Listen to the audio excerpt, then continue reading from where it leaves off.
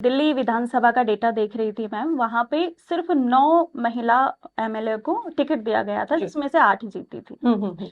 तो 70 सीटों में से सिर्फ 9 को टिकट देना, तो देखिए ये that I have to study first. मुझे एक बार आपने ये डेटा अगर बताया है तो मुझे इसको स्टडी करना पड़ेगा जी। और उसके बेस पे ही मैं आपको बता पाऊंगी कि आप बोल रहे कि 9 को ही दिया है जिसमें से 8 ही हमारी जीती थी। तो बट इसका क्राइटेरिया एकदम साफ है, मेरिट जी। बेस पे ही चीजें दी जाती है, इक्वालिटी को देखा जाता है, चाहे वो पुरुष है चाहे महिला है, हमारी पार्टी के लिए वो सम्मान है। जी। एक और बात मैम, राजस्थान में एक बड़े मंत्री हैं, मुझे उनका नाम अभी ध्यान नहीं आ रहा, उन्होंने कहा था कि राजस्थान को उन्होंने रेपिस्तान कह दिया था।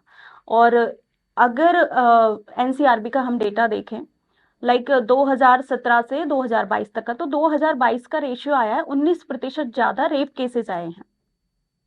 तो लगातार ये बढ़ने का क्या कारण है, और महिलाओं को आप जब सत्ता में आ जाएंगी तो महिलाओं को किस तरह से सिक्योर महसूस करवाएंगी, क्या ऐसे? देखिए आप एनसीआरबी की डेटा की बात कर रहे हैं तो मैं आपको एक क्लैरिटी देती हूँ।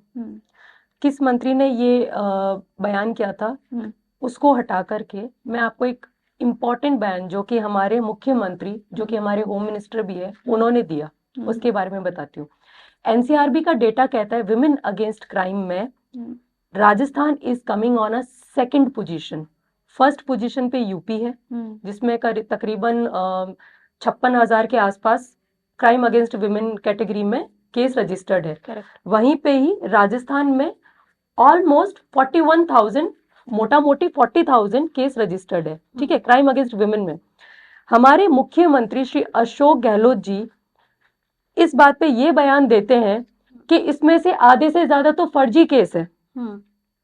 आपने सुना होगा वो स्टेटमेंट कि क्राइम अगेंस्ट वुमेन की कैटेगरी में आधे से ज्यादा तो फर्जी केस है जो महिलाओं ने ऐसे थाने में आके दर्ज कर दिए। आप सोचिए एक मुख्यमंत्री के मुंह से इस तरीके के स्टेटमेंट आना, उन महिलाओं के बारे में सोचिए जो सच में इन सब उत्पीड़न की शिकार है, उनकी मानसिकता के बारे में सोचिए। एक तो सबसे बड़ी हिम्मत जुटानी पड़ती है, समाज से लड़ करके वो पुलिस थाने में जा रही है, वो अपना केस रजिस्टर करवा रही है। वहीं पे ही हमारे मुख्यमंत्री जो कि he is a man of a state, वो ऐसे बयान देते हैं कि ये तो फर्जी है। तो उसके मनोबल के बारे में सोचिए आप, मतलब फिर वो किसके पास जाएगी? पुलिस किसकी सुनेगी? पुलिस मुख्यमंत्री की सुनेगी। अब वो पुलिस तो मुख्यमंत्री के चश्मे से ही हर महिला को देखेगा। तो जहां पे रियलिटी भी होगी, जहां पे सच में कोई अगर भुगतभोगी है इन सब चीजों की, उत्पीड़न, और जहां पे किसी के साथ में इस तरीके की चीजें हो भी रही है, तो पुलिस तो उसको मुख्यमंत्री के चश्मे से ही देखेगी।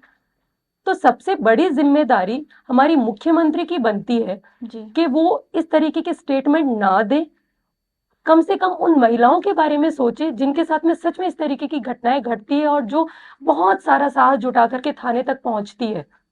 तेरे इस छोटे से ढक्कन से मेरे पूरे कपड़े महक जाते हैं, तेरी झाग से मेरे पूरे कपड़े साफ हो जाते हैं। Oswal detergent liquid.